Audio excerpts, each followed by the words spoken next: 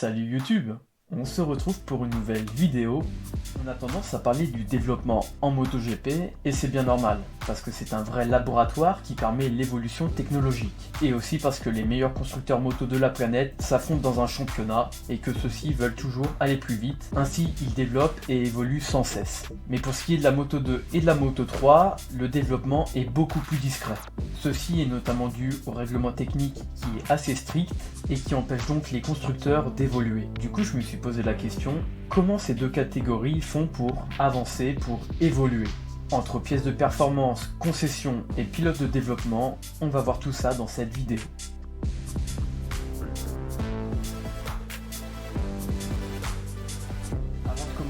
On va faire un petit récap de ce qui est la Moto 2 et la Moto 3. Cette dernière est composée de deux constructeurs que sont Honda et KTM. On retrouve aussi GazGaz, CF Moto ou encore Husqvarna.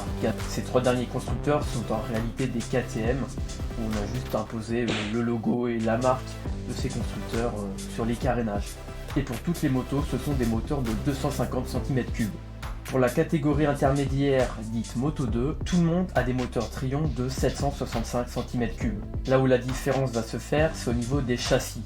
Tout ce qui est cadre, bras oscillants, etc. Comme constructeur, on retrouve Kalex, qui équipe la plupart des pilotes Moto 2. Il y a Bosco-Scuro, Forward. Dans ces catégories, il est rare de voir de grandes évolutions. À mon souvenir, la dernière en date, c'était en Moto 3 en 2021, avec les roues lenticulaires, et ce jusqu'à l'année dernière. Ensuite, ça a été supprimé, sûrement pour des raisons financières. On reviendra là-dessus juste après. Après, par-ci par-là, les constructeurs amènent des nouveautés. Par exemple, on a vu Sniper Team en Moto 3 qui ont essayé plusieurs pots d'échappement, ou encore Bosco-Scuro qui cette année a installé une sorte de salad box à l'arrière de ses motos. Mais rien de révolutionnaire comme les ailerons ou bien les abaisseurs d'assiette qu'on retrouve en catégorie reine. Si le règlement est strict, c'est pour des raisons financières. Que ce soit en Moto 2 ou en Moto 3, il existe des pièces dites de performance. Ces pièces doivent être fournies par les constructeurs pour la totalité de leur moto.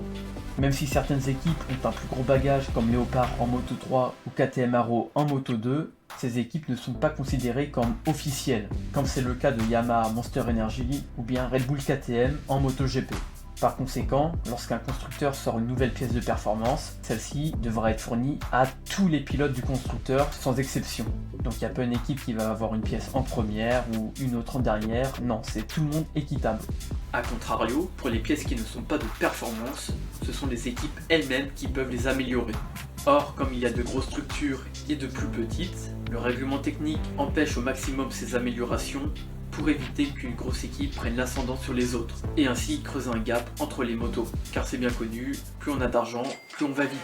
C'est sûrement ce qui s'est passé avec les lenticulaires, puisque les roues ne sont pas considérées comme des pièces de performance, ce sont aux équipes de les développer, et ainsi quand la lenticulaire est arrivée, peut-être que les petites équipes avaient plus de mal à développer ces éléments, ainsi ça a été supprimé. À quoi correspondent ces fameuses pièces de performance? Les pièces de performance sont des éléments qui permettent d'améliorer l'accélération, le freinage et la maniabilité des motos. Donc en soi, elles améliorent les performances. D'ailleurs, en 2024, les constructeurs Moto 3 pourront fournir une toute nouvelle moto avec une toute nouvelle spécification. Cette dernière sera gelée jusqu'à fin 2025. Si jamais la spécification ne s'avère pas bonne pour un constructeur, ce dernier pourra toujours la modifier. Ce en changeant les éléments suivants: le moteur, le garde-boue avant, le carénage principal, le châssis, alors que si la spécification s'annonce bonne, celle-ci pourra s'étendre jusqu'à fin 2026. Autre chose qu'on peut modifier, ce sont les pièces de performance, on les a évoquées rapidement tout à l'heure. En Moto 2, les pièces de performance correspondent à ceci: cadre, bras oscillants, carénage principal et garde-boue avant. Pour ce qui est de la Moto 3, vu qu'on fabrique aussi les moteurs, la liste s'allonge. On retrouve par exemple châssis, bras oscillants, radiateur. Je vous mets la liste ici parce qu'elle est très longue. Ces éléments peuvent être modifiés dans certaines conditions. Faites que ça n'affecte pas le profil de la moto. Les appendices aérodynamiques. Ces pièces de performance doivent être validées par le directeur technique du MotoGP qui est Danny Aldridge avant d'être mises sur les motos, et ce pour les deux catégories. Chaque pièce de performance peut être améliorée une fois par saison, à tout moment de la saison. En Moto 3, les constructeurs ont le droit à 2 spécifications de moteur par saison. Côté électronique, tout le monde possède le même ECU. que ce soit en Moto 2 ou en Moto 3. Ce sont des magnéti Marelli, donc là pareil, il n'y a pas de développement à faire sur l'électronique. Et ce qui n'est pas considéré comme des pièces de performance, ce sont les roues et les pots d'échappement. Bon bah là il n'y a pas de grandes ambitions d'évolution dessus. Et d'ailleurs l'objectif, on a dit, pour éviter des gros coûts financiers aux équipes. Certes, il y a des restrictions au niveau du développement, néanmoins ce n'est pas interdit de développer les machines. Mais du coup, comment font les équipes pour évoluer, avancer et tester de nouvelles choses? Déjà, il y a un test de 3 jours organisé par l'Adorna et l'IRTA. Les équipes disposent aussi de 4 jours d'essais privés, donc elles organisent elles-mêmes, et pendant ces essais, du coup, elles peuvent développer ce qu'elles désirent. Donc au cours d'une saison, cela fait 7 jours d'essai, que ce soit pour les Moto 2 ou les Moto 3. Et petit fun fact, les tests officiels de ces deux catégories se déroulent au même moment et sur les mêmes circuits, qui fait que des fois, on a des images avec les Moto 2 et les Moto 3 qui roulent au même moment. En Moto 3, KTM a un pilote d'essai, il s'agit d'Efrain Vasquez, ancien pilote 125 et Moto 3, ayant quelques courses Moto 2 à son actif. Cela fait maintenant 7 ans que le Basque œuvre dans l'ombre de KTM pour développer leur Moto 3. Du côté de Honda, on n'a pas d'informations sur un potentiel pilote de développement. Alors soit il n'y en a pas, soit il se fait très discret. Pour vous dire, même le directeur technique du MotoGP n'est pas au courant de si Honda en a un. Ce pilote d'essai a un rôle similaire à celui d'un pilote de développement en MotoGP, quoique moins important parce qu'on développe moins de choses. Mais du coup, il va pouvoir essayer des nouvelles pièces qu'apporte le constructeur et les valider ou pas. Pour ceux qui s'intéressent, j'ai fait une vidéo sur les pilotes d'essai en MotoGP, je vous mets une petite fiche ici pour y accéder. Pour ce qui est de la catégorie intermédiaire, il n'y a pas de pilote de développement. En même temps, les constructeurs développent seulement leur châssis et pas les moteurs. Puisqu'on l'a dit, ils sont fournis par Triumph. Néanmoins, ils n'en sont pas dispensés, mais à quoi bon? Autant faire essayer de nouveaux arrivages aux pilotes titulaires lors des tests. Comme ça a été le cas de Bosco Scuro lors des essais post-GP en Catalogne, où ils ont apporté un nouveau châssis.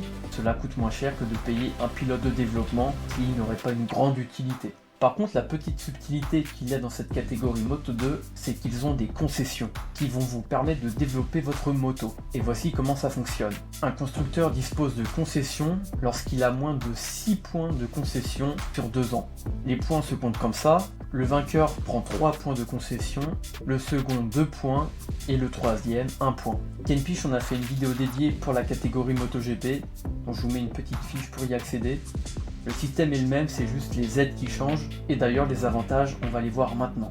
Les constructeurs avec des concessions ont le droit à 3 jours d'essai supplémentaires par rapport aux autres, soit 10 jours de test au total au cours d'une saison, contre 7 pour une équipe qui n'en dispose pas. De plus, ils ont le droit d'améliorer au cours de saison le garde-boue avant et le carénage principal, ou bien le cadre et le bras oscillant. Mais une fois qu'un constructeur a atteint les 6 points de concession, il perd ces dernières dès la saison suivante. La Moto 3 n'en dispose pas, puisqu'avec seulement 2 constructeurs, on estime que ce n'est pas nécessaire. Évidemment, le développement pour les constructeurs se fait aussi avec l'apport de données. Pour prendre l'exemple de Calex en Moto 2, avec tous ces pilotes qui utilisent leur châssis, ils vont pouvoir récolter énormément de données. Ainsi, ils pourront faire progresser leur machine dès la saison suivante. L'exigence du règlement technique n'est pas une fatalité, au contraire. Ceci permet d'avoir plusieurs constructeurs dans une même catégorie avec des performances quasiment similaires. De plus, la réduction des coûts peut appâter de nouveaux manufacturiers, alors pourquoi pas un jour limiter le règlement en catégorie reine. C'est vrai qu'on a tendance à dire que le trop-plein de développement entache le spectacle en MotoGP. Peut-être une possibilité dans les années qui viennent, et notamment en 2027, avec une nouvelle réglementation qui devrait arriver. C'est la fin de cette vidéo, j'espère qu'elle vous a plu. Si c'est le cas, vous pouvez mettre un petit like, vous pouvez vous abonner à la chaîne et activer la petite cloche pour recevoir les notifications. Sur ce, je vous laisse, ciao.